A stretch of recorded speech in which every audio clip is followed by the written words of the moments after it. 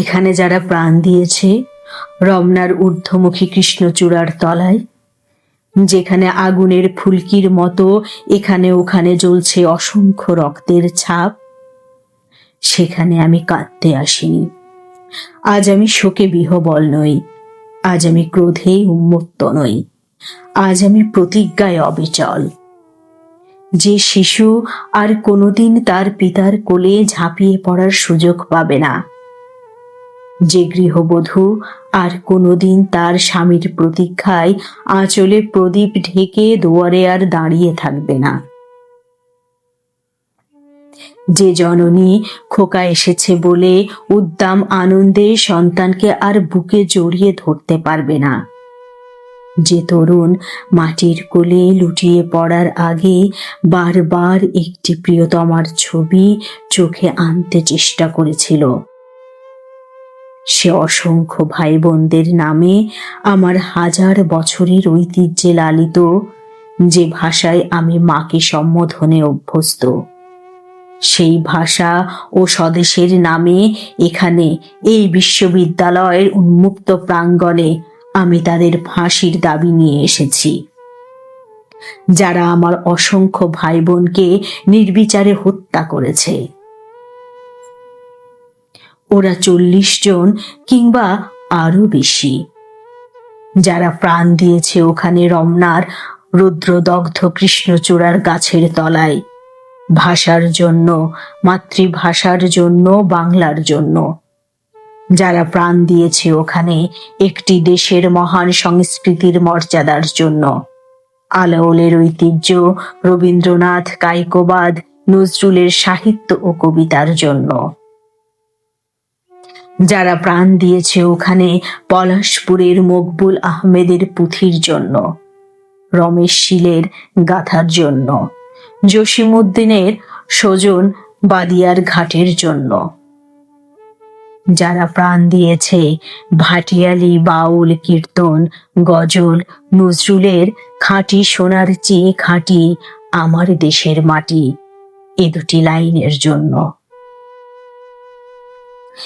দেশের মাটির জন্য রমনার মাঠের সেই মাটিতে কৃষ্ণচূড়ার অসংখ্য ঝরা পাপড়ির মতো 40টি তাজা প্রাণ আর অঙ্কুরিত বীজের খোসার মধ্যে আমি দেখতে পাচ্ছি তাদের অসংখ্য বুকের রক্ত, রামেশ্বর আব্দুস সালামের কচি বুকের রক্ত, বিশ্ববিদ্যালয়ের সবচেয়ে সেরা কোনো ছেলের বুকের রক্ত। আমি দেখতে পাচ্ছি তাদের প্রতিটি রক্তকণা রমনার সবুজ ঘাসের ওপর আগুনের মতো জ্বলছে, জ্বলছে আর জ্বলছে। একটি হীরের টুকরোর মতো বিশ্ববিদ্যালয়ের সেরা ছেলে 40টি রত্ন, বেঁচে থাকলে যারা হতো পাকিস্তানের সবচেয়ে মূল্যবান সম্পদ,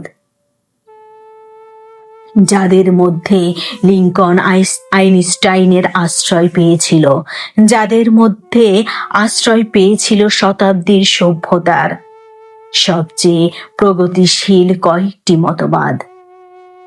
সেই 40টি রত্ন যেখানে প্রাণ দিয়েছে, আমরা সেখানে কাঁদতে আসিনি।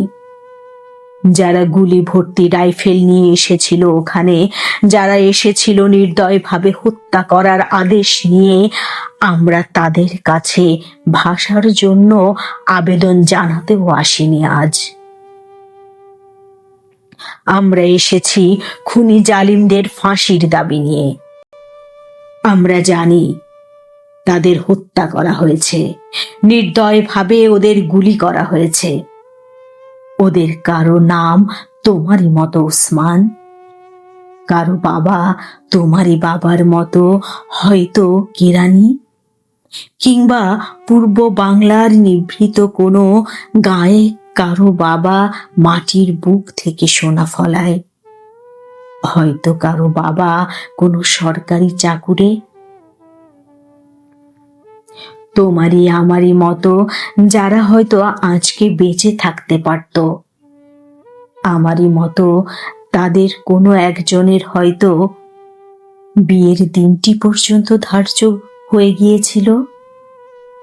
তোমারই মতো তাদের কোনো একজন হয়তো মায়ের সদ্যপ্রাপ্ত চিঠিখানা এসে পড়ার আশায় টেবিলে রেখে মিছিলে যোগ দিতে গিয়েছিল। এমন একটি মূর্তিমান স্বপ্নকে বুকে চেপে জালিমের গুলিতে যারা প্রাণ দিল, সেই সব মৃত্যুর নামে আমি ফাঁসির দাবি করছি। যারা আমার মাতৃভাষাকে নির্বাসন দিতে সবচেয়ে, তাদের জন্য আমি ফাঁসির দাবি করছি।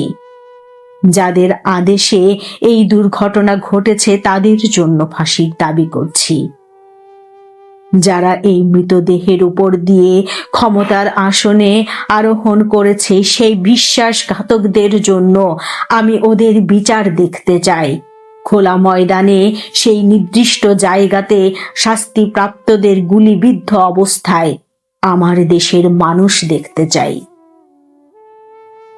পাকিস্তানের প্রথম শহীদ এই 40টি রত্ন, দেশের 40 জন সেরা ছেলে, মা, বাবা, বউ আর ছেলে নিয়ে এই পৃথিবীর কোলে একটি সংসার গড়ে তোলার যাদের স্বপ্ন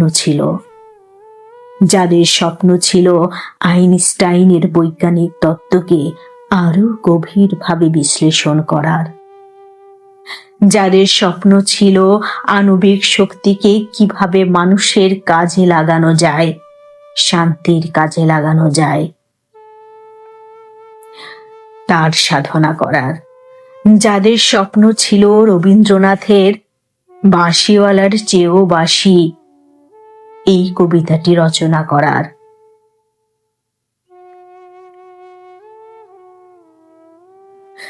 যাদের স্বপ্ন ছিল রবীন্দ্রনাথের বাঁশিওয়ালার চেয়েও সুন্দর একটি কবিতা রচনা করার, সেই সব শহীদ ভাইয়েরা আমার, যেখানে আমরা প্রাণ দিয়েছ, যেখানে তোমরা প্রাণ দিয়েছ, সেখানে 1000 বছর পরেও সেই মাটি থেকে তোমাদের রক্তাক্ত চিহ্ন মুছে দিতে পারবে না সভ্যতার কোনো পদক্ষেপ।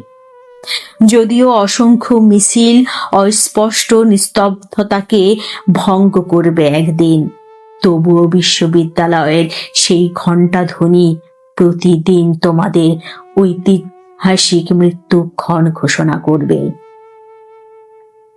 যদিও আগামীতে কোনো ঝড় ঝঞ্ঝা বিশ্ববিদ্যালয়ের ভিত্তি পর্যন্ত নাড়িয়ে দিতে পারে, তবুও তোমাদের শহীদ নামের ঔজ্জ্বল্য কিছুতেই মুছে যাবে না।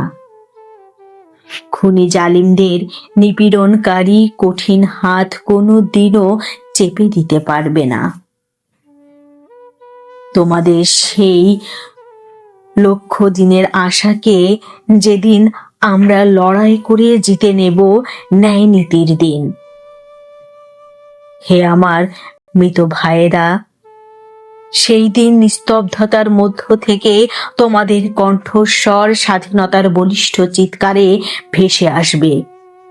সেই দিন আমার দেশের জনতা খুনি জালিমকে ফাঁসির কাষ্ঠে ঝুলাবে। তোমাদের আশা অগ্নিশিখার মতো জ্বলবে প্রতিশোধ এবং বিজয়ের আনন্দে।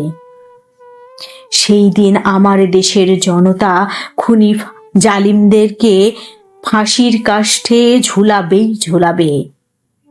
তোমাদের আশা অগ্নিশিখার মতো জ্বলবে প্রতিশোধ এবং বিজয়ের আনন্দে।